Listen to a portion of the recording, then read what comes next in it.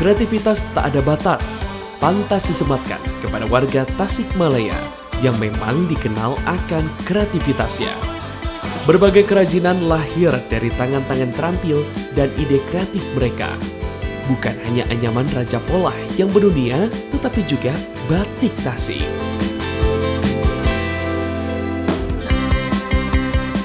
Di sentra batik Cigereng, Kota Tasikmalaya, banyak kita jumpai para pengrajin batik yang karyanya juga sudah dikenal hingga ke negara tetangga. Salah seorang pengrajin yang aktif produktif adalah Hajah Nenah, yang lebih dikenal dengan Ibu Hajah Neng. Ibu Parubaya ini menekuni usaha batik yang diturunkan oleh orang tuanya. Semangat tak kenal lelah dari ibu single parent dengan 9 orang putra-putri ini patut mendapat acungan jempol. Tetap semangat berkarya demi kecintaannya kepada putra-putrinya yang butuh pembiayaan dan kecintaannya kepada seni batik. Batik bukan hal yang baru bagi masyarakat Indonesia. Terlebih, masing-masing daerah memiliki ciri khasnya. Di Kota Tasikmalaya, batik memiliki ciri khasnya juga. Nah, sekarang saya sudah bersama Ibu Hajah Nenah dan juga penerusnya yang karyanya sudah melanglang, wah, kemana-mana pokoknya ya. Assalamualaikum Bu Hajah. Assalamualaikum Teteh. Waalaikumsalam. Apa kabar? Alhamdulillah baik. Alhamdulillah. Di depan kita banyak banget karyanya ini, batiknya Al Fahmi. Ya. Di belakang apalagi nih, ratusan bahkan ribuan corak nih ya dikeluarkan oleh Al Fahmi. Iko pengen nanya-nanya nih kepada Bu Hajah Nenah dan juga penerusnya. Ini usaha ini udah dari tahun berapa? Ini dari tahun 1990 ya, Mah? Iya. Wah, 1990. Iya.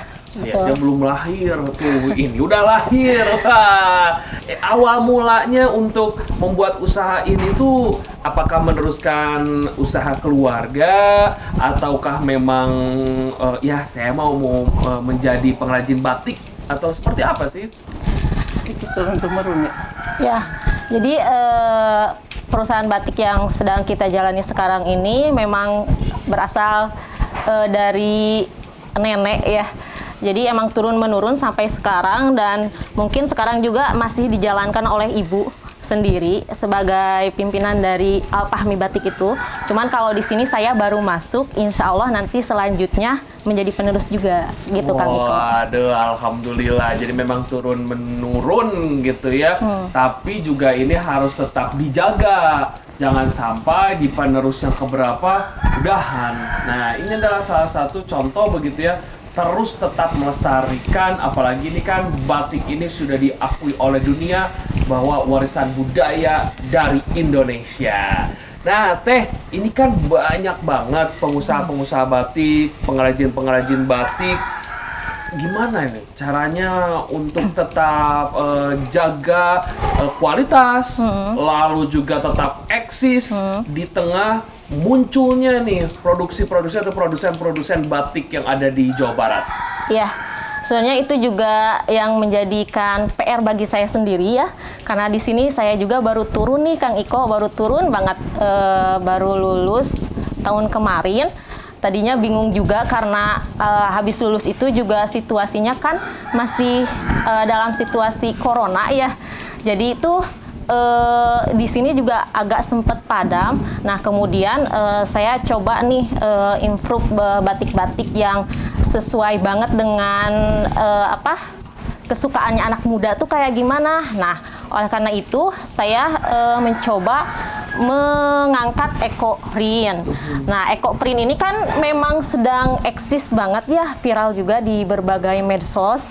Nah, cuman di sini saya kolaborasikan dengan batik. Jadi bukan hanya sekedar eco printnya saja, tapi juga plus batiknya juga ada. Coba lihat nih ya, eco print yang seperti ini. Nah, ini akan nanti istilahnya kalau di Sunda mah diadu maniskan gitu ya. Iya, nah, betul dikolaborasikan dengan batik seperti yang ada di atas sana tuh ya. Yang biasanya kan kita cuma menjumpainya ikoprintnya hanya seperti ini saja. Namun di Al Fahmi Batik, kreator kita kali ini bagaimana caranya selain eco-print tapi esensi ataupun nilai batiknya pun ada. Betul banget ini Kang Iko.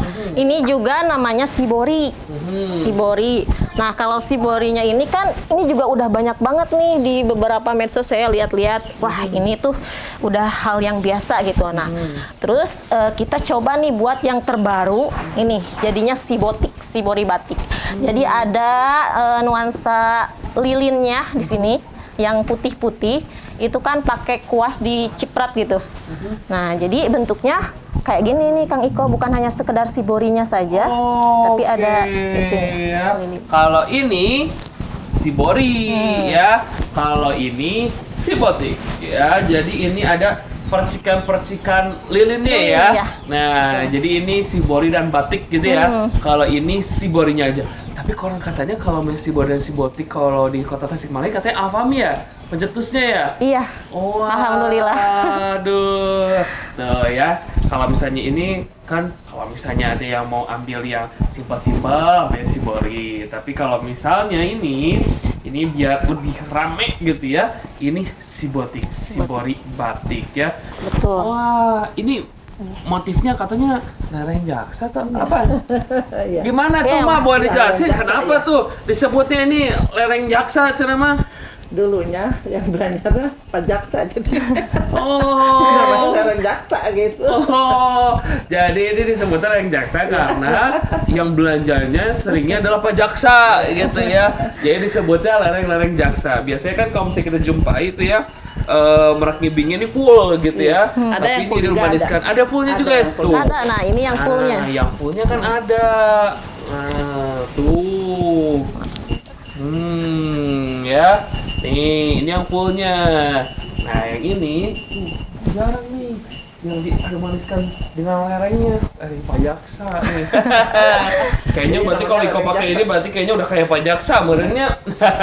Keren.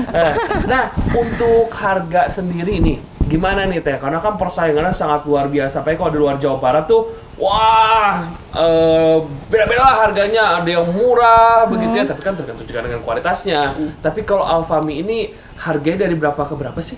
Nah, kalau itu ibu yang tahu. Wah, ini bagiannya Bu Aja nih. Bu Aja gimana nih untuk harganya sendiri? Harganya paling murah harganya 60.000 yang batik satu warna. Kalau yang dua warna 75.000. Kalau misalkan yang semi tulis harganya 125. Ada yang tulis asli kalau dari bahan Primisima sampai 750.000. Kalau semi tulis ada yang 300, ada yang 500.000 tergantung itu kerjaannya. Waduh, ini kalau yang ini berapa nih Bu Aja? Itu yang 750.000. Ini 750.000. Wah, yang paling termahal ini Teh atau gimana Bu Aja? Iya, kadang ada yang 1,5 juta juga. Nah, itu perbedaannya gimana tuh Bu Aja? Itu Primisimanya yang bagus, lebih bagus gitu Primisimanya gitu. Nih, lihat nih pemirsa sang kreator. Ini harganya 750.000. Ini kayaknya kalau udah di luaran sana, ini kayaknya udah di atas 750.000 Iya. bahkan di atas 1 juta. Karena bahannya juga beda dan juga ini full tulis ya. Iya, full tulis itu. Tuh, lihat ya. Kita lihat tuh. Bagus banget. Nih. Ini Merak Ngibing plus lereng jaksa. Nah, Teh, ini kan kalau kita udah ngobrol-ngobrol, tapi kok pengen lihat juga tuh kayak turis yang dari Malaysia gitu ya. Masa Iko orang Jawa Baratnya nggak bisa lihat ke belakang? Boleh nggak sih kalau lihat pekerjaan Kang. di sini? Boleh ya? banget. Iya, Sip, boleh. di drama Teteh ya. Boleh. Bu Aja juga ya. Iya. Oke, kemana nih Teh? Kesini Kang langsung. Oke, Teteh duluan. Ah, ya.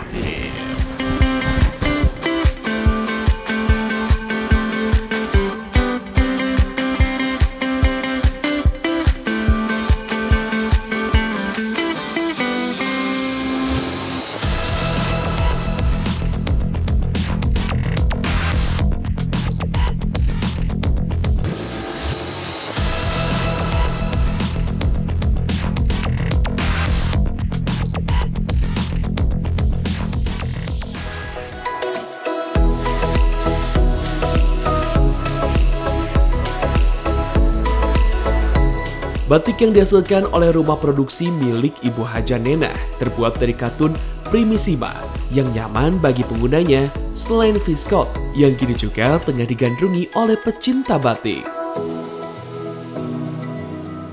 akhirnya kita sampai nih ya Teh. Teh, ini tempat apa nih namanya Teh? Kalau misalnya saya mah nyebutnya nih mah showroom atau tempat produksi. Tapi kalau bahasanya Teteh ini apa nih Teh? Ya, kalau di Sunda mah ya Kang disebutnya ini tuh pajagan, tempat pembuatan batik.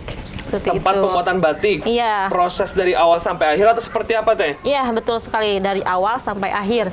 Dari mulai kain polosnya, kain polos yang masih putih, kemudian dicetak, atau ada beberapa yang kayak gini udah jadi, ini ekoprint, ditutup pakai lilin, kemudian lanjut ke proses pewarnaan nanti Kang di belakang. Seperti Oh, yang tadi kita obrolin ya, Iya, yang di benar. depan. Jadi ini tuh eco-print, tapi sebelum nanti ada batiknya lagi, motif-motif yang lurus-lurus itu, Iya. ini ditutupin dulu pakai lilin gitu Iya, ya. benar. Biar apa tuh? Nah, itu fungsinya supaya nanti warnanya nggak masuk nih Kang ke warna asli si daunnya, kayak gitu.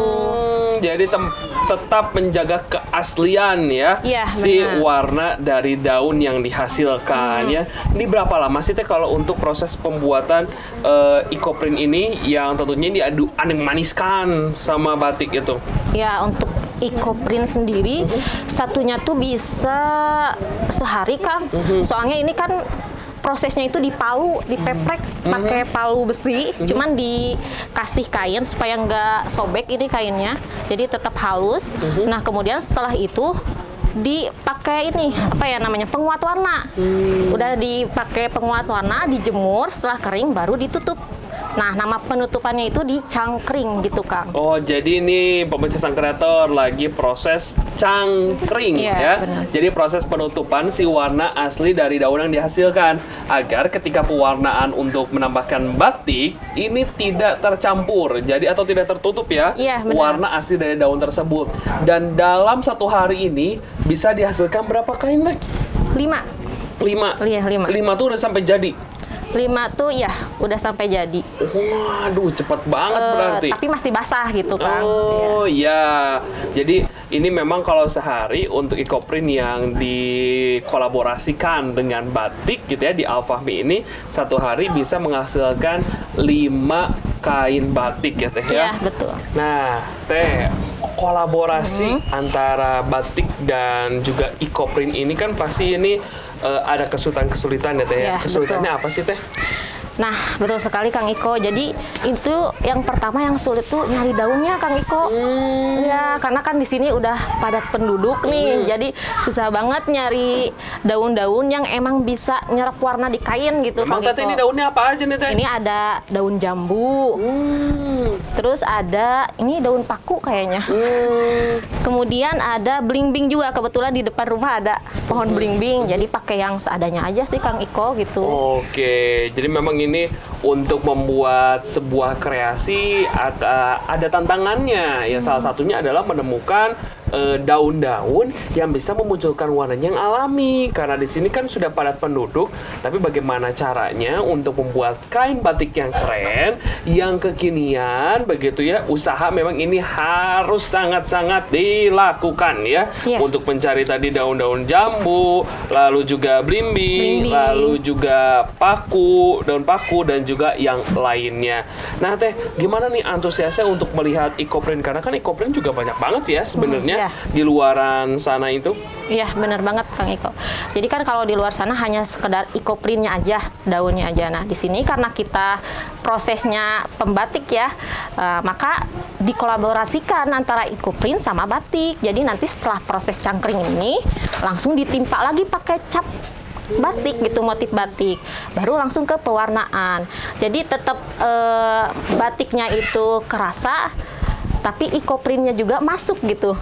Wah, ini harus patut bangga ya ini karena tentunya di luar daerah Tasikmalaya juga ini banyak loh yang pemesan-pemesannya ataupun memesankan langsung begitu ya di iya, sini. betul. Jadi memang nih Tasikmalaya tidak hanya kolam gelis, Iya. tidak hanya payung gelis, tapi ternyata batik-batiknya pun ini digandrungi begitu ya. Betul. Nah, sebagai milenial, langkah-langkah apa lagi sih Teh yang dilakukan agar tentunya batik di Tasikmalaya yang kata Teteh makin asik itu?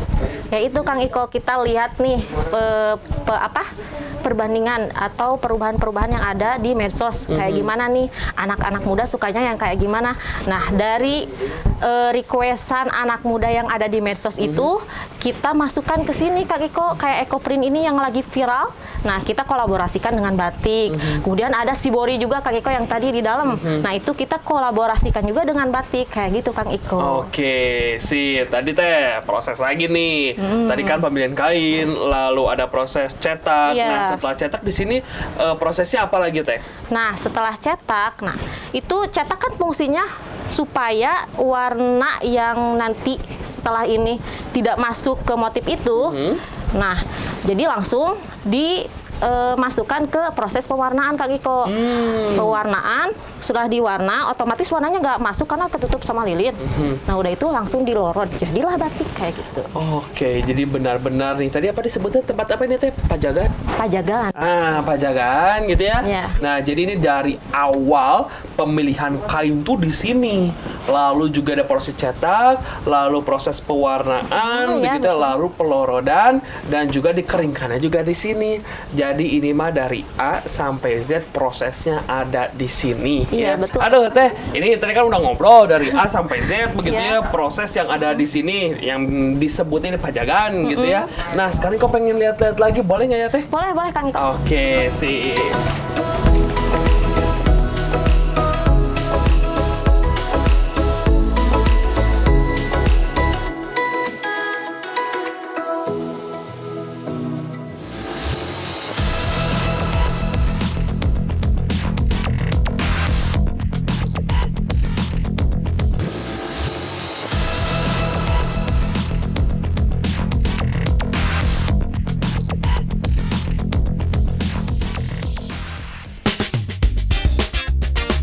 Batik Al-Fahmi sebagian besar adalah batik cap dengan berbagai motif mulai dari tradisional hingga modern.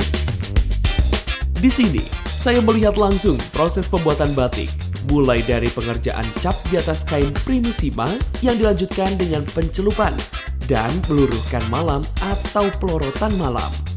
Terkesan mudah, tapi sebetulnya butuh ketelitian, kehati-hatian, dan ketekunan agar hasilnya maksimal sesuai dengan desain yang diharapkan. Selain batik cap, Ibu Haja Nenah juga membuat batik tulis dengan motif-motif tertentu dan batik EcoPrint yang saat ini juga banyak diminati. Puas melihat bagaimana produksi batik, saya pun kembali menikmati batik-batik karya Ibu Haja Nenah di galerinya bersama putrinya Teh Mila, yang kini banyak membantu ibunya untuk mengelola usaha batik miliknya. Nah kan, luar biasa keren-keren. Batik Tasik tak kalah dari batik daerah lain, baik dari bahan dasar, motif, dan warnanya yang menarik. Nah, tadi kan udah main nih ke tempat produksinya ya. Iya. Sekarang kita lihat-lihat lagi nih.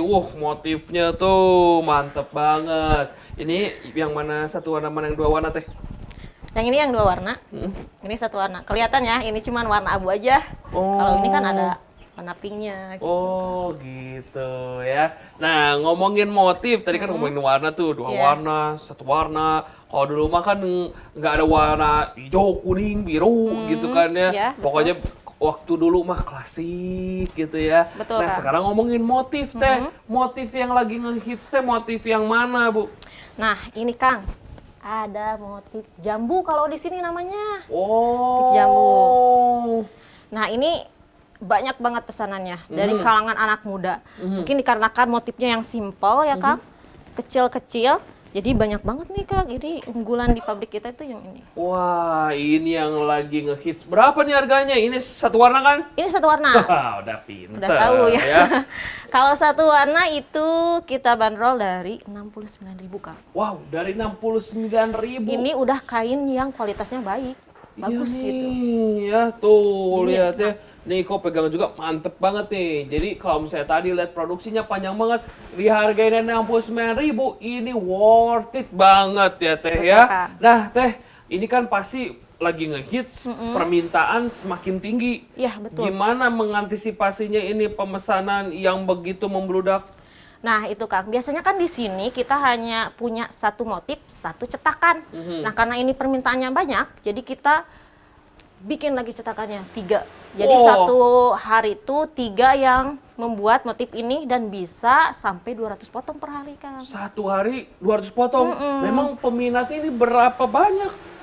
Itu udah ribuan Kang. Wah. Yang pesan ini tuh motif ini. Pantesan aja cetakannya ini sampai tambah 3, jadi sehari bisa menghasilkan 200 potong. Karena ini peminatnya aja ribuan, karena saking worth it-nya dan juga ini menarik sekali ya. Ya. Tipsnya nih untuk pemirsa sang kreator untuk pemilihan batiknya biar nggak ketipu. Boleh? Jadi untuk tipsnya ya bagi para pembeli atau penikmat batik, yang pertama itu yang batik cap atau batik asli itu pasti di belakangnya, di depan sama belakang itu hampir sama, tembus. Kalau yang printing ini kayak gini, di depannya itu terlihat sangat cerah warnanya, menyerap, cuman di belakangnya itu agak Kusam. kurang menyerap. Iya. Cuman kan sekarang banyak banget ya pembaruan di batik printing. Jadi mereka juga memiliki pembaruan di cetakannya. Jadi supaya mirip banget kayak batik asli kayak gitu kan Kang. Jadi buat para pembeli nih supaya tidak tertipu mana yang batik asli sama batik printing. Kalau bisa usahakan kalian tanya dulu ke ahli batiknya atau langsung menuju atau datangi produsen batiknya gitu Kang. Kayak Iko sekarang nih langsung datang ke produsen batiknya ya. Iya, betul. Atau mendingan tanya. Jadi jangan gengsi mana yang cap, mana yang print, mana yang tulis. Betul biar sekali. nggak salah gitu ya Teh ya. Iya. Teh, harapan kedepannya seperti apa nih Teh batik untuk Indonesia inilah?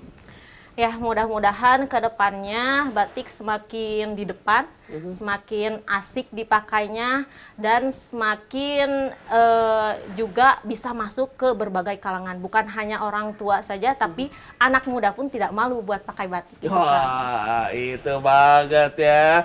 Jadi pokoknya ini batik Tasik memang asik. Ya, jadi memang model-modelnya ini semoga masuk ke kalangan-kalangan, tidak hanya kalangan atas saja atau misalnya yang tua-tua atau lansia saja, tapi milenial-milenial yang muda-muda pun ini bangga untuk menggunakan batik karena modern tuh lihat warnanya juga kekinian, jadi jangan malu untuk menggunakan batik ya. Betul. Terima kasih ya Teh ya sudah Sama-sama, menemani Kang Iko. Iko, Semoga ya. sukses dan Amin, sehat. amin. Semoga ini batik Al-Fahmi ya, Ya, ini betul. terus berkembang dan terus melestarikan budaya Amin, Indonesia. amin. Pemirsa sang kreator, kalau misalnya kita ini terus melestarikan dan terus meneruskan usaha keluarga, jangan sekarang jangan gengsi, apalagi kalau misalnya ditambah dengan ide-ide kreatif dan juga kreasi-kreasi yang kekinian. Betul. Nanti akan mendapatkan dan mendatangkan pundi-pundi ya. Sekian sang kreator kita kali ini, sampai jumpa di sang kreator selanjutnya. Bye.